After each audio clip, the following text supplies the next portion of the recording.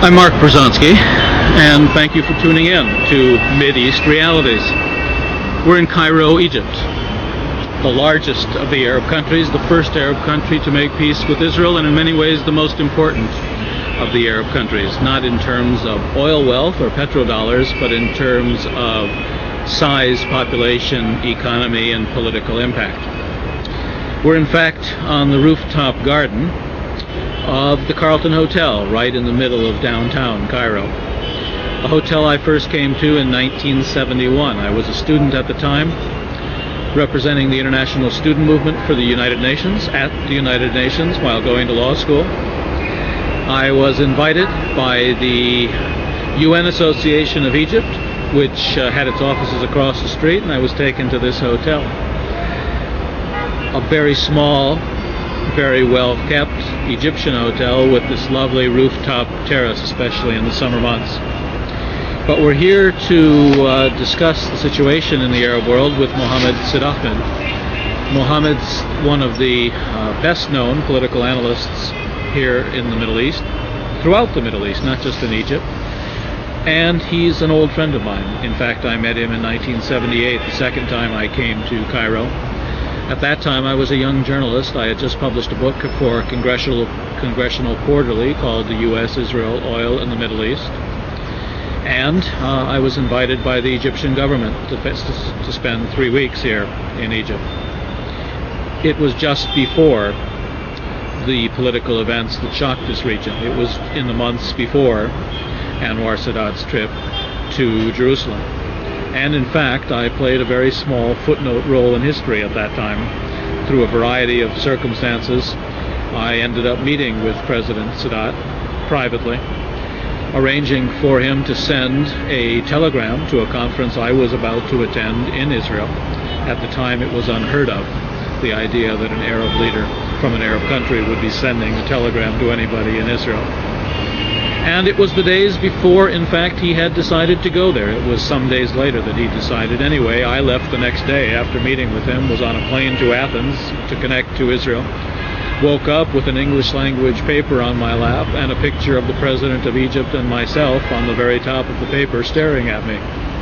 So it was a small footnote in the history of this region. Of course, things have now happened.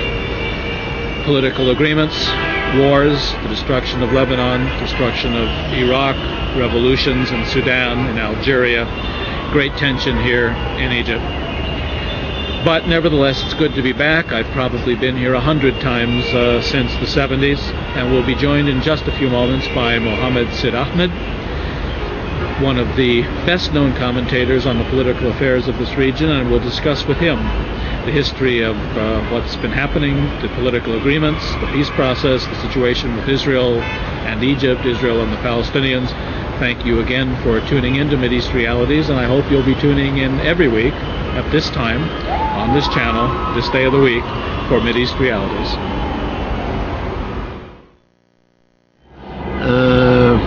Is what you're saying that these political agreements with the Israelis and with the Americans, the war against Iraq, that all of this has humiliated many people in this part of the world, made them ashamed of their own governments, ashamed of what's happened to them, and the reaction in some cases takes the form of Islamic nationalism. Yes, if you like. I mean, what is actually happening now, the peace has not created what the objective of peace was. It is not a situation where everybody gets something out. It is not an improved situation for everybody. It's an improved situation for Israel. It is perhaps not all Israelis are aware of it. There are critics of the peace process in Israel itself, but grosso modo, Israel now has linkages with most of Arab countries. It's no longer in a Middle East ghetto. It is just the opposite. It is today, it could project the image that it has never been as victorious as it has become. The Arabs are told that they're not defeated, but they feel that they are. It is only those with vested interests in projecting the image that they are not defeated that would say so.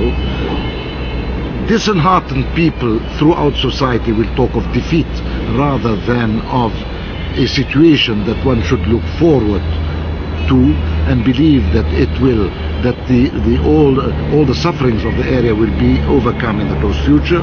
That's where we stand today. Are you saying that the guns are possibly only temporarily silenced? No, I don't say that. I don't think the guns it will not be state guns anymore. This is over, this game. I don't see ourselves going back to that. But we'll have all sorts of things simultaneously. It's finished, the war of blocks. It won't be one block against another block. This is finished. But what we will have is the reasons that brought about war between blocks will express themselves otherwise. There will be a lot of intercourse. There will be business people working on either side together. But there will also be groups that will stand up to it. There will be terrorism. There will be also very daring forms of terrorism.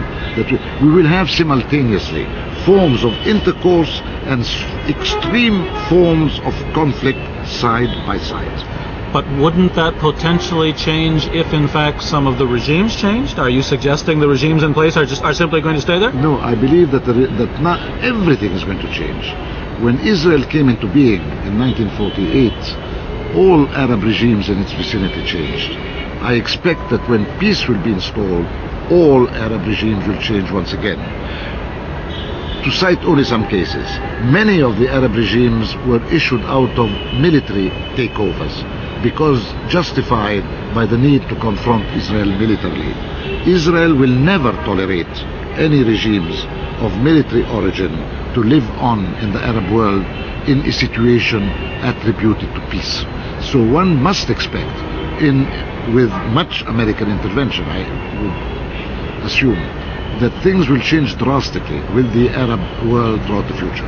Also, the Gulf War has exposed that it was not only Iraq that was defeated, but most of the Gulf states as well. Their vulnerability was exposed as never before. So, and their reliance on the Americans to keep themselves in power was not exposed. only Americans. I mean, they would have not even wanted Arab military regimes to keep them in power. They don't want even regimes that are attributed to a history of military takeovers to remain in power, because these states are still not military regimes. They are tribal regimes. But I'm trying to sort of cut through this and understand where your analysis takes us. So that's especially why I'm leading in this discussion.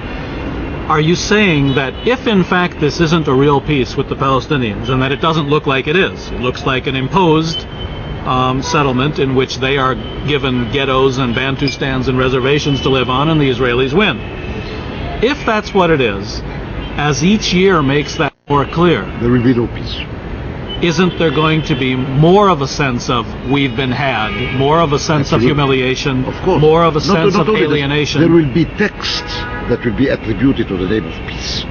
Agreements for whatever the signatures of this agreement, what worth these signatures could have, that will exist. There will be business communities interested in hoping to get doors open in the Western America thanks to the Israelis, and Israelis taking advantage of this. That will be the forces attributed to peace. But there will be also, against that, a wide range of opposition forces becoming more assertive than ever. Even here in Egypt, correct me if I'm wrong, but most of the press, most of the intellectuals still refuse to meet in Egypt with Israeli delegations. Yes. You refuse, I believe. Yes. So far, in Egypt, all Israeli delegations are boycotted, are not met by Egyptians. So while the governments have made accommodations, and the foreign minister meets, you intellectuals, you press people, you journalists, you don't meet. Yes, but at this juncture, the frustration that is widespread has even reached to a certain extent, even the regimes. I mean, this recent meeting between Saudi Arabia, Syria, and Mubarak. Here a few days ago. In Cairo. 1 week after Weizmann's visit to Cairo. Yes. It was very significant. Weizmann came with an ultimatum in a way. An ultimatum? An Israeli ultimatum. That Mubarak must come to Israel. Mm-hmm. I mean, when the president comes, the response is that the president here goes there. He had never been before. When Rabin comes, when Perez comes, it's not necessary. I mean, in protocol terms. But it's signaling. Let's make this clear for Americans. Weizmann, as the president of Israel, came here many times previous, but never as the president of That's Israel. right. It is Now the- he came as the president first of time. Israel, and And when he comes as the president, the Egyptian president should reciprocate. Right. That is the protocol. And it's a way to say you can't anymore pretend that you don't want to come. You have received me, you have to reciprocate. Okay. Okay. Now, under this was the... How come that you go and see and meet this terrorist called Gaddafi, and you don't come to the symbols of peace in Israel? So you have to make a choice. If you're for peace and against terrorism. Exactly like Arafat should be for dealing with Israel and for standing up against Hamas, because Hamas is identified with okay, terrorism. and then the Arabs hold a summit, Yes. and the purpose of that summit is to say to Mubarak, don't go to Israel. No, before even that, Mubarak himself fixed an appointment and then accepted the principle of going, but did not fix an appointment. And it was obvious that the meeting was tense. And 1 week after we have this meeting in Cairo, where Saudi Arabia is able to say in its own language, in its own terms, that now all these states around me have now come to see, the Gulf oil states, that Israel eventually could be more useful than Saudi Arabia, and as such are building up the connections, that Syria is left out of the cold because no agreement has been achieved so far, and that Egypt is questioning whether it has the central role it had previously. Are you suggesting that the arrangements that have been made are not nearly as stable and not nearly as lasting, for instance, as the Americans seem to suggest they are? No, I would put it, I won't go that far, but what I would say is the following, that the Americans believe that the time has come to make out of peace the frame of reference, and everything that stands up still to peace as the small writing that will be overcome eventually. It's just details. The situation is not at all that. What we actually have today is that if things continue the way they are, we will not have peace at all. We will eventually have things signed on paper here and there, but the relevance of which, when it comes to the behavior of societies throughout the region, the politics of the region, will have nothing to do with what will have been said. All right, I have to pick up on that. You say, if things continue the way they are, which to my mind is the most likely outcome. There are reasons that things are the way they are, very deep reasons, very historical reasons. If things continue the way they are, you say we won't have peace at all, except on paper. Yes. Well, what will we have? We will have you see, the problem is we will have a lot of breakdowns throughout the society. We'll have a very critical period for a long time to come, but we will have the expression, perhaps not in legitimate form, perhaps not in what the people in the developed world would like this region to be, saying that we can't be taken for granted, that we can't be treated this way. So what are you going to do about it? This is a movement that should, at the time, well, that is the movement of the identity of the region. Basically, what the West wants from you is, we buy your oil cheaply, we sell you military goods, sometimes expensively, and we basically want you to be quiet and buy a lot of our things, all the way from satellite television to Coca-Cola to McDonald's hamburgers, which wasn't here a few years ago. And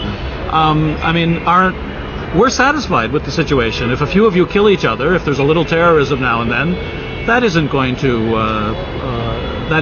affect us all that much, is it? No.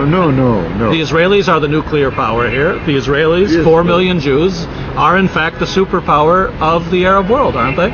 Look, I'll tell you something. You can't cheat with history. You can't cheat with history. In a certain way, when we compare what happened after World War II, Germany and Japan were defeated, and it was acknowledged that they had been defeated. This has made out of them today the two most powerful states. Russia in World War III was described as not having been defeated, and it is the best way to keep it defeated. I think that what is happening now is that the Arabs are being told that they have not been defeated, while they really have been defeated. Now, you can't play that game indefinitely. What is now happening in the region is to say that you can't put the name peace onto something that doesn't have that meaning at all. So sooner or later, things will have to be rectified somehow. The people will take it in charge to have it rectified somehow. And yet when I ask you, are you suggesting the guns are only temporarily silent? but it will not- You said no. No. They are permanently silent. Yes, permanently said as guns of armies. I don't think the future game will be through armies. It will be otherwise. It will be another form of... I don't think that the previous polarized game will repeat itself. Conflict will continue. Polarization will continue. Bipolarity in this meaning, a north-south confrontation will continue. Bridging this in the name of peace does not have the requisites for it to happen, but it will not be along the rules of the game as they have been before. The guns you speak of, in many ways, have turned inward. Since the Camp David agreement, Lebanon was destroyed. Yes, that's one example. Iraq was destroyed. Yes. Algeria is in the conflict. throes of revolution. Yes. Sudan had a revolution. Egypt has the kind of security and tension that was never here in the early years when you and I met. Yes. So is that what you're suggesting, that In the a way. guns have turned sort of inward? Yes, but perhaps that, perhaps other forms, I do not know. It's difficult to predict. But what I want to say is that that's what I meant when I said a moment. There has been a displacement of the contradictions. It's no longer between Israelis and Arab regimes and Arab states as it had been. It's moved elsewhere, into the Arab world itself. Israel has manipulated that. Arab regimes have played the game with Israel there. Israel projected at the beginning the image that there is a symmetry.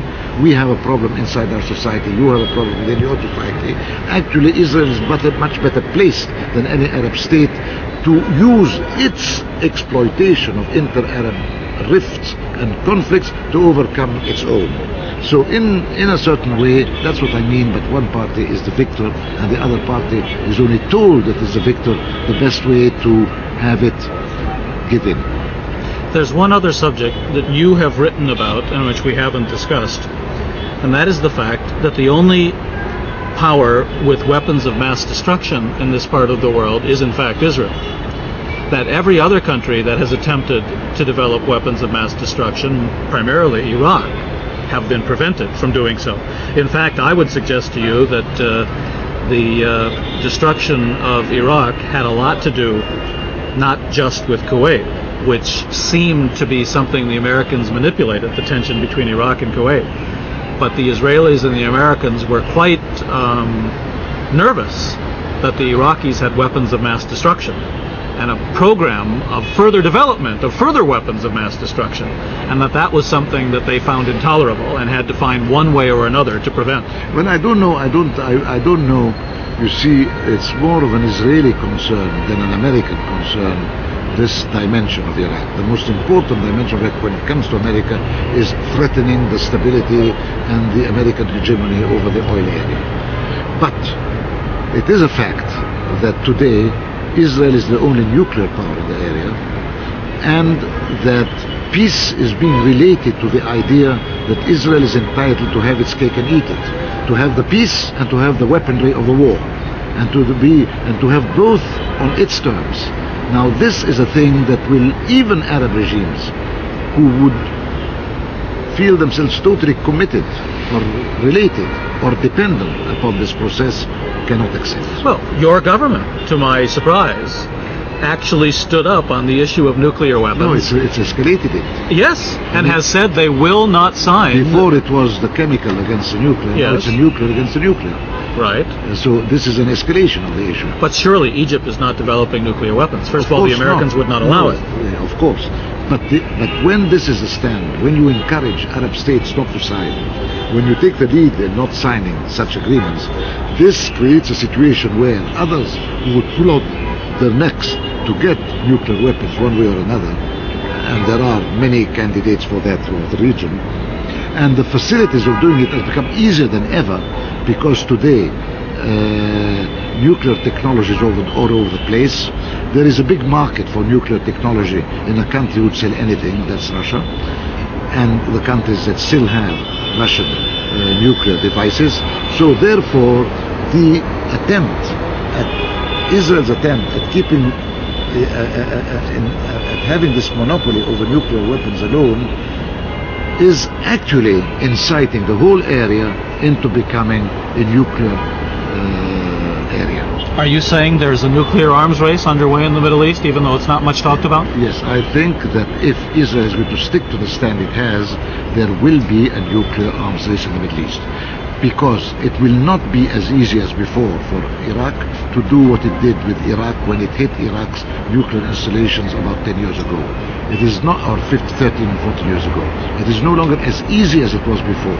And therefore, if Israel is going to stick to the idea that our nuclear weaponry is not to be touched, that is an invitation to the area to turn nuclear within the 10 or 15 coming years. Okay. I'm going to repeat what we just said because the ramifications for the future seem to me extremely grave, and we've just sort of glanced over it as if it's one more part of the discussion.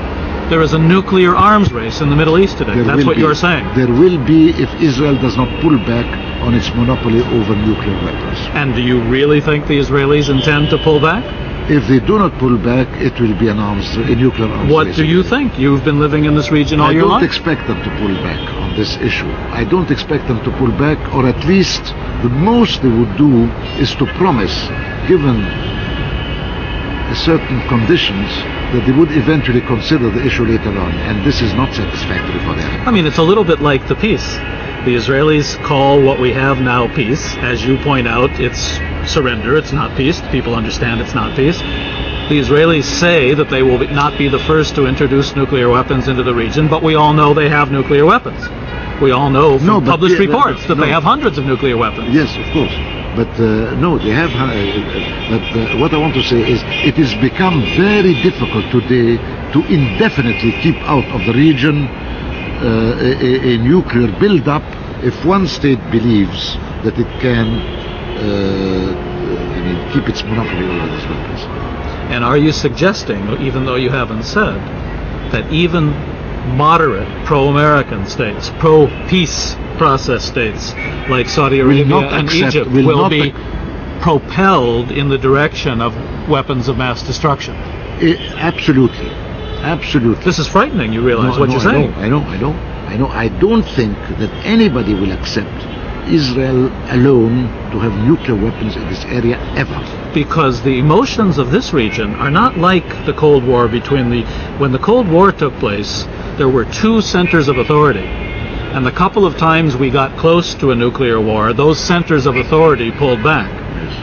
The passions of this part of the world with competing centers of authority and competing emotions. The threat is there. The threat is...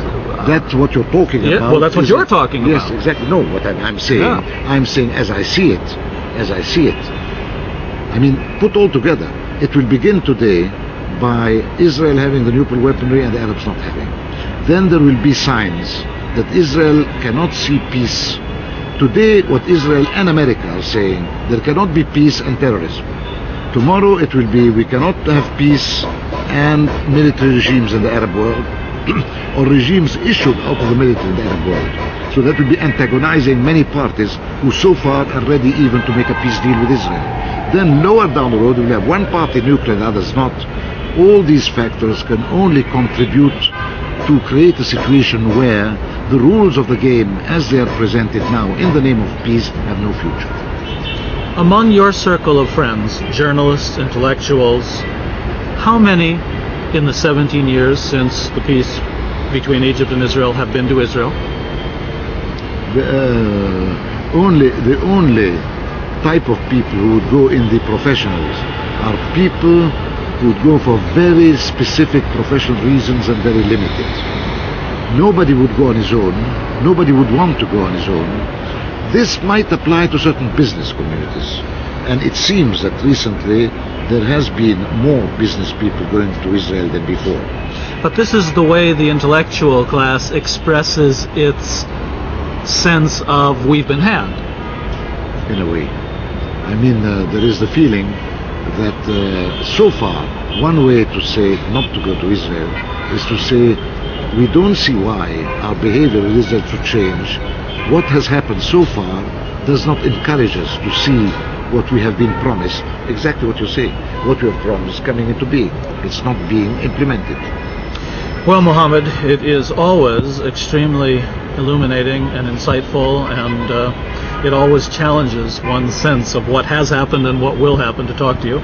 Thank you for agreeing to be on the program. Thank you for sitting with me this afternoon. I'm Mark Bruzonsky. I'm the host of this program, Mideast Realities. Please tune in next week on this channel, same day of the week, same time, for another episode of Mideast Realities.